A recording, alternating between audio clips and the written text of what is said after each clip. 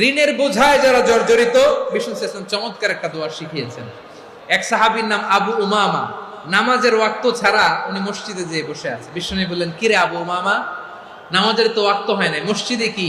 সাহাবী বলে, হুমুমুন লাজিমাতনি ওয়া দুয়ুন, নবী গো, ঋণের বোঝায় এমন টেনশনে আছি, ঘরে থাকতে পারলাম না, মসজিদে চলে আসছে। বিষ্ণু বলেন, আমি কি তোমার এমন একটা দোয়া শিখাবো যেটা পড়লে আল্লাহ তাআলা তোমার ঋণের বোঝা হালকা করে দিবে?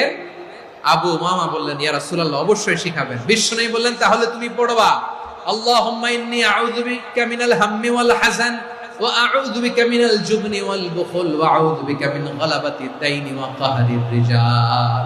ও আল্লাহ, তোমার কাছ থেকে দুশ্চিন্তা থেকে পানাহ চাই, কৃপণতা, ভীরুতা, অলসতা, কার্পণ্যতা, এই সব কিছু থেকে, মানুষের কঠোরতা, আমার উপর মানুষের আধিপত্য এবং ঋণের বোঝা থেকে পানাহ চাই। এই দোয়াটা যখন